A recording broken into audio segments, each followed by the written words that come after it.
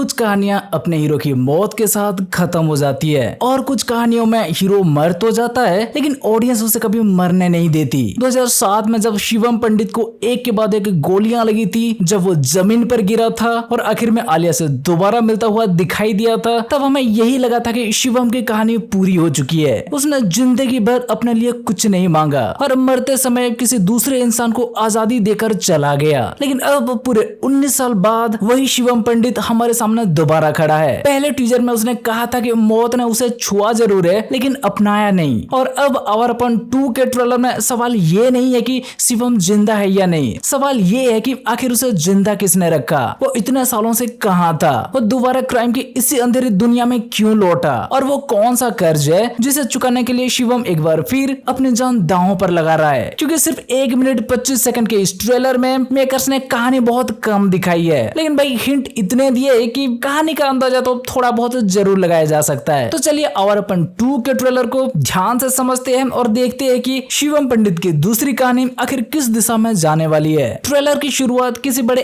Action scene से नहीं बल्कि एक बहुत दर्दनाक सीन से होती है। बारिश हो रही है और शिवम को किसी चीज से लटका कर रखा गया है, मतलब उसकी हालत बहुत खराब है। तभी शबाना आजमी का कैरेक्टर नसीफा उसे पूछता है कि क्या उसे मौत से मिलने का बहुत शौक है, और यही शिवम जवाब देता है कि मौत से उसका पुराना रिश्ता है और एक कर्ज है जिसे उसे चुकाना है। अब ऊपर से ये सिर्फ एक भारी डायलॉग लगता है, लेकिन असल में यही डायलॉग शायद पूरी फिल्म का मतलब छिपा कर बैठा है। पहले फिल्म में शिवम मरना चाहता था, आलिया की मौत के बाद उसके अंदर जीने की कोई इच्छा बची ही नहीं थी, वो जिंदगी नहीं जी रहा था, बस हर दिन अपनी सजा काट रहा था। लेकिन रीमा को आजाद करवाने के बाद उसे पहली बार अपनी जिंदगी का कोई मतलब मिला, उसने किसी और के सपने को पूरा करने के लिए अपनी जान दे दी। इसलिए आवारापन 2 में मौत का कर्ज चुकाना मतलब सिर्फ किसी से बदला लेना नहीं भी हो सकता है शिवम ये मानता हो कि उसे 19 साल पहले मर जाना चाहिए था लेकिन वो बच गया, यानी पिछले 19 साल से वो अपनी नहीं उधार की जिंदगी जी रहा है, और अब किसी इंसान को बचाकर, किसी पुराने अधूरे काम को पूरा करके या किसी बहुत बड़े अपराध को खत्म करके वो इस उधार की जिंदगी का हिसाब चुकाना चाहता है। मतलब मौत उसका दुश्मन नहीं है, शिवम के लिए मौत एक ऐसी चीज है जिससे वो पहले ही समझौता कर चुका है। इसलिए नशीफा और उसके लोग उसे जितना चाहे डराने की कोशिश कर ले, भाई साहब जिस आदमी ने 19 साल पहले ही जीने की उम्मीद छोड़ दी थी उसे जान से मारने की धमकी देकर क्या ही डराओगे। लेकिन अब सबसे बड़ा सवाल, पहली फिल्म में मरने के बाद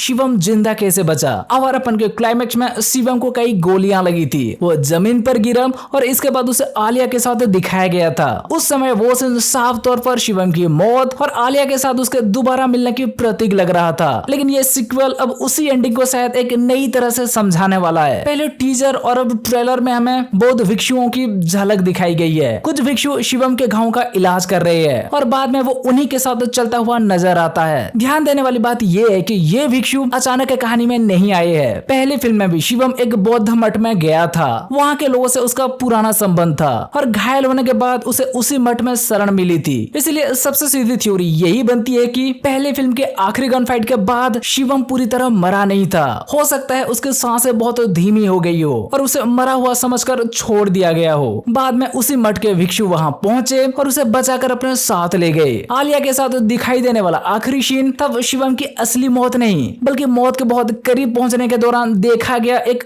अनुभव हो सकता है। उसे कुछ पल के लिए लगा कि वो आखिरकार आलिया के पास पहुंच चुका है, लेकिन उसकी कहानी अभी पूरी नहीं हुई थी, इसलिए उसे वापस जिंदगी में लौटना पड़ा। और सही में शिवम को जिंदा वापस लाने का यही सबसे सही तरीका होगा, क्योंकि इससे पहले फिल्म की एंडिंग भी बेकार नहीं होती। शिवम ने उस दिन सच में अपनी जान दांव पर लगाई थी, उसका बलिदान भी असली था और आलिया से मिलने वाला इमोशनल सीन भी अपनी जगह बना रहता है। बस फर्क इतना होगा कि मौत ने उस दिन उसे अपने पास रखने से इनकार कर दिया। फिल्म की शुरुआत शायद उसी दिन से हो सकती है। हम दोबारा 2007 के क्लाइमेक्स पर जाएंगे, भिक्षु घायल शिवम को उठा कर ले जाएंगे, इसका इलाज होगा और इसके बाद कहानी सीधे कई साल आगे बढ़ जाएगी। टीजर में शिवम को आलिया की कब्र के सामने भी दिखाया गया था, इसका मतलब बचने के बाद उसने आलिया की याद को छोड़ा नहीं। इतने साल बाद भी वो उसी दर्द को अपने साथ लेकर घूम रहा है। शरीर के घाव भर गए लेकिन आलिया वाला घाव नहीं, वो तो भाई लाइफ टाइम सब्सक्रिप्शन लेकर आया है। अब सवाल आता है ठीक होने के बाद शिवम ने इतने साल किए क्या। किया। हमारी थ्योरी के हिसाब से शिवम ने गैंगस्टर की दुनिया छोड़ दी होगी और लंबे समय तक उन्हीं भिक्षुओं के साथ या किसी एकांत जगह पर रहा होगा। ट्रेलर में उसका भिक्षुओं के बीच चलना सिर्फ उसके इलाज का सीन नहीं भी हो सकता, पॉसिबल है कि उसने अपने जीवन का बड़ा हिस्सा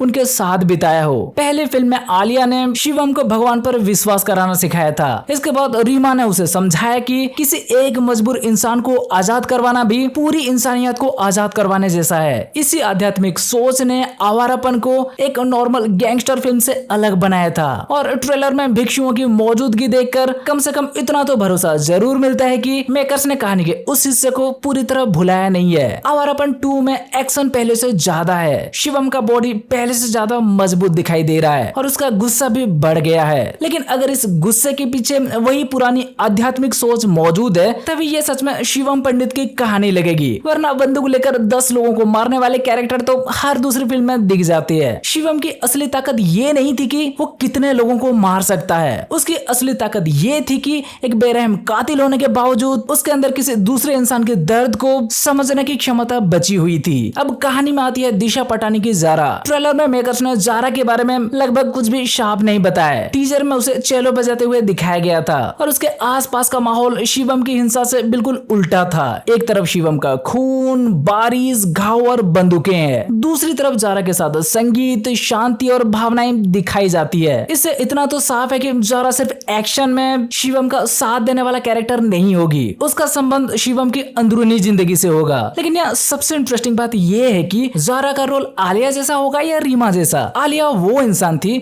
जिसने शिवम के अंदर प्यार और भगवान के लिए जगह बनाई, जबकि रीमा वो इंसान थी जिसे आजाद करवाते हुए शिवम ने अपने जीवन का असली उद्देश्य समझा। जारा शायद इन दोनों कैरेक्टर का मिला जुला रूप हो सकती है। वो शिवम को दोबारा प्यार करना सिखा सकती है, लेकिन साथ ही वो किसी ऐसी मुसीबत में भी फंसी हो सकती है जिसे बाहर निकालने के लिए शिवम को अपने पुराने रूप में वापस आना पड़े। एक पॉसिबिलिटी ये भी है कि जारा का कोई सीधा संबंध नसीफा से हो, वो नसीफा के कब्जे में हो सकती है, उसके परिवार का हिस्सा हो सकती है या फिर ऐसी सच्चाई जानती हो सकती है जिसकी वजह से कई लोग उसके जान के पीछे पड़े हैं। ये भी पॉसिबल है कि जारा स्टार्टिंग में शिवम से अपनी असली पहचान छिपा रही हो, क्योंकि ट्रेलर जानबूझकर शिवम और जारा के संबंध का एक भी साफ सीन नहीं दिखाता। उनके बीच प्यार है, दोस्ती है, सुरक्षा का रिश्ता है या दोनों किसी एक ही मकसद के लिए साथ आए हैं। मेकर्स ने भाई सब कुछ छिपा कर रखा है। लेकिन एक बात जरूरी है, जारा को सिर्फ नई आलिया बनाकर पेश नहीं किया जाना चाहिए। आलिया को किसी दूसरे कैरेक्टर से बदलने की जरूरत भी नहीं है। शिवम की जिंदगी में आलिया की जगह हमेशा अलग रहेगी। जारा को अपनी अलग कहानी, अपनी इच्छा और अपना मकसद मिलना चाहिए, तभी उसका और शिवम का रिश्ता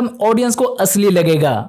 अब बात करते हैं नसीफा की। ट्रेलर शबाना आजमी के कैरेक्टर को मैन विलन की तरह पेश करता है, लेकिन नसीफा बाकी लाउड विलन्स की तरह चिल्लाती या बंदूक लेकर भागती नहीं दिखाई देती। वो बहुत शांत होकर शिवम को देखती है, उसकी हालत का मजाक उड़ाती है और पूरे सीन में कंट्रोल उसी के पास दिखाई देता है। इससे लगता है कि नसीफा खुद मैदान में उतरकर लड़ने वाली विलन नहीं, बल्कि बहुत बड़े गैंगस्टर नेटवर्क को चलाने वाली ताकत हो सकती है। उसके नीचे अलग अलग लोग काम करते होंगे और शिवम को उन सभी तक पहुंचना होगा। ट्रेलर में अलग अलग खतरनाक कैरेक्टर्स है, हो सकता है वो सब नसीफा के आदमी हो और वो लोग उसके अंडरवर्ल्ड दुनिया के अलग अलग हिस्सों को संभालते हो। इसलिए ट्रेलर के एंड में शिवम पूछता है कि तुम लोग एक एक करके मरोगे या सब साथ में। ये डायलॉग शायद किसी एक विलन के लिए नहीं, पूरे ग्रुप के लिए है। मतलब कहानी में शिवम को एक सीधे रास्ते पर चलकर सिर्फ नफीसा तक नहीं पहुंचना होगा, उससे पहले उसके आसपास खड़ी पूरी दीवारें तोड़नी पड़ेगी। लेकिन यहाँ एक और पॉसिबिलिटी है, क्या पता नफीसा असली विलन हो ही नहीं। ट्रेलर में उसे विलन की तरह दिखाना मेकर्स की चाल भी हो सकती है। हो सकता है नफीसा और शिवम दोनों किसी तीसरी ताकत के खिलाफ हो, लेकिन स्टार्टिंग में एक दूसरे को दुश्मन समझ रहे हो। लेकिन फिर भी फिलहाल इसकी पॉसिबिलिटी थोड़ी कम लगती है, क्योंकि शिवम को जिस तरह उसके सामने टॉर्चर किया जा रहा है, इससे दोनों का टकराव काफी पर्सनल दिखाई देता है। फिर भी आवारापन जैसे कहानी में हर रिश्ता ऊपर से दिखाई देने जितना सीधा हो ये जरूरी नहीं है। पहली फिल्म में शिवम का मालिक मलिक उसे बेटे की तरह मानता था, लेकिन आखिर में वही उसका सबसे बड़ा दुश्मन बन गया था। इसलिए यहाँ भी नफीसा और शिवम के बीच कोई पुराना संबंध या छिपा हुआ सच निकल सकता है। लेकिन शिवम नफीसा की दुनिया में गया ही क्यों? ट्रेलर इसे रिवेंज की कहानी की तरह बेच रहा है। पहले उसका दर्द देखा था, अब उसका गुस्सा देखो। लेकिन मुझे नहीं लगता कि शिवम सिर्फ अपने निजी बदले के लिए वापस आया है। पहली फिल्म के एंड तक उसका कैरेक्टर पर्सनल बदले और नफरत से बहुत आगे निकल चुका था। वो रीमा को बचाने के लिए लड़ रहा था, उसे अपने जान की परवाह नहीं थी। लेकिन उसकी लड़ाई किसी को मारने से ज्यादा किसी को आजाद करवाने की थी। इसलिए अगर आवारापन 2 में शिवम सिर्फ इसलिए लोगों को मार रहा होगा क्योंकि किसी ने उसे चोट पहुंचाई है, तो भाई उसका कैरेक्टर पीछे चला जाएगा। ज्यादा स्ट्रॉन्ग कहानी ये होगी कि ऊपर से ये बदले की लड़ाई लगे, लेकिन अंदर से शिवम एक बार फिर किसी दूसरे इंसान की आजादी के लिए लड़ रहा हो। वो इंसान जारा हो सकती है, या पॉसिबल है कि कहानी में बहुत सारे ऐसे लोग हो जो नफीसा के बनाए हुए जाल में फंसे हुए हो। पहले फिल्म में इंसानों की तस्करी कहानी का एक इम्पोर्टेंट हिस्सा थी। रीमा को खरीद कर कैद में रखा गया था।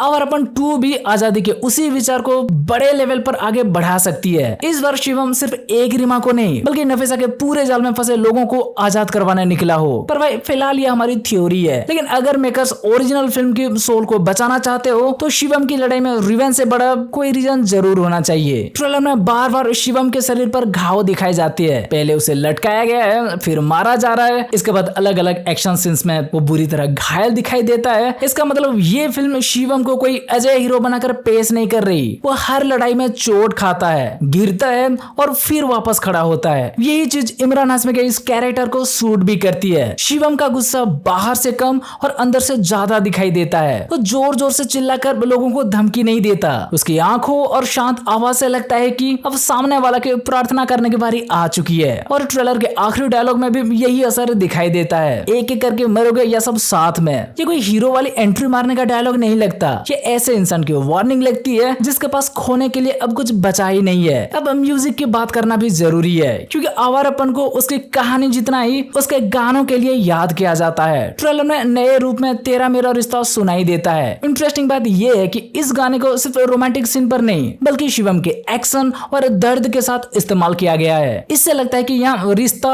सिर्फ शिवम और जारा के बीच का नहीं, ये शिवम का आलिया से रिश्ता हो सकता है, उसका अपने दर्द से रिश्ता हो सकता है, या फिर उसका मौत से वही पुराना रिश्ता जिसके बाद वो ट्रेलर में करता है। यहाँ पुराने गाने का इस्तेमाल सिर्फ नॉस्टैल्जिया के लिए नहीं बल्कि शिवम की पूरी जिंदगी को जोड़ने के लिए किया गया लगता है। फिर भी फिल्म के म्यूजिक के सामने बहुत बड़ी चुनौती है, क्योंकि लोग नए गाने को किसी नॉर्मल एल्बम से कंपेयर नहीं करेंगे। कंपैरिजन सीधे तो फिर आओ, तेरा मेरा रिश्ता और माहिया जैसे गानों से होगा। और भाई ये कंपैरिजन किसी एंट्रेंस एग्जाम से कम खतरनाक नहीं होने वाला। अब ट्रेलर से निकलने वाली पूरी पॉसिबल स्टोरी को एक साथ जोड़े तो कहानी कुछ ऐसी हो सकती है। पहले फिल्म में क्लाइमैक्स के बाद भिक्षु शिवम को बचाते हैं, इलाज के बाद शिवम क्राइम की दुनिया को छोड़ देता है और अगले कई साल एक शांत छिपी हुई जिंदगी बिताता है। वो आलिया के कब्र पर जाता रहता है और अपने बचे होने को किसी वरदान की जगह एक अधूरा कर्ज मानता है। फिर उसकी जिंदगी में जारा आती है। जारा का संबंध नफीसा और उसके क्राइम नेटवर्क से होता है। उसके साथ कुछ ऐसा होता है जो शिवम को दोबारा अपनी पुरानी दुनिया में लौटने पर मजबूर कर देता है। शिवम पहले इस लड़ाई से दूर रहने की कोशिश करता होगा, क्योंकि वो जानता है कि उसके अंदर का पुराना कातिल एक बार जाग गया तो उसे रोकना आसान नहीं होगा। लेकिन जब उसे पता चलता है कि जारा अकेली नहीं बल्कि बहुत सारे लोगों की जिंदगी खतरे में है, तब वो वापस लौटता है। इसके बाद वो नफीसा के अलग अलग आदमियों तक पहुंचता है। किसी मोड़ पर उसे पकड़ लिया जाता है और वही वारिस वाला टॉर्चर सीन आता है। नफीसा उसे मरा हुआ समझने की गलती करती है, लेकिन मौत पहले भी शिवम को रखने से मना कर चुकी है। वो किसी तरह बाहर निकलता है और आखिरी हिस्से में नफीसा के पूरे ग्रुप के खिलाफ खड़ा हो जाता है। क्लाइमैक्स में पॉसिबल है कि शिवम को एक बार फिर अपनी जिंदगी और जारा की आजादी में से किसी एक को चुनना पड़े।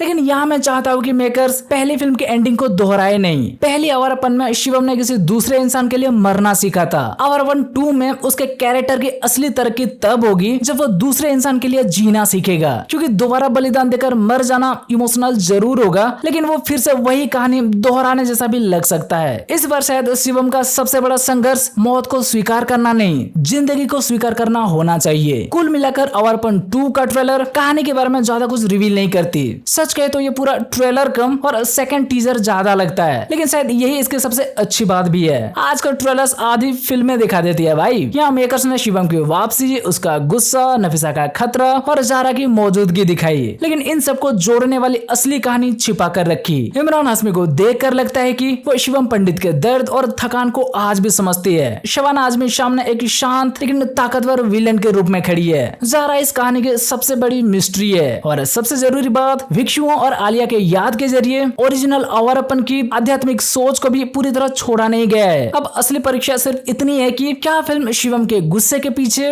उसका पुराना दिल बचाकर रख पाएगी, क्योंकि ऑडियंस को सिर्फ शिवम का रेज नहीं देखना, ऑडियंस उस शिवम को दोबारा महसूस करना चाहती है जो खुद पूरी तरह टूट चुका था, लेकिन फिर भी किसी अनजान इंसान को आजाद करवाने के लिए पूरी दुनिया से लड़ गया। भाई आवारापन 2 14 अगस्त को सिनेमाघरों में रिलीज हो रही है। अब आप कमेंट करके बताइए आपके हिसाब से 19 साल पहले शिवम को विक्ष्वा ने कैसे बचाया होगा। जिस कर्ज के बाद वो कर रहा है वो आलिया से जुड़ा है, जारा से, या फिर उन लोगों से जिन्हें वो बचाने वाला है। और क्या इस बार शिवम को अपनी जिंदगी का कोई नया कारण मिलेगा या उसका कहानी एक बार फिर उसी बलिदान पर जाकर खत्म होगी। ठीक है तो भाई बस ये थी आवारापन 2 की ट्रेलर के ऊपर एक वीडियो। अब अगर आपको ये वीडियो अच्छी लगी हो तो वीडियो को लाइक शेयर और चैनल को सब्सक्राइब कर दो। चलो फिर मिलते हैं अगले वीडियो में, बाय।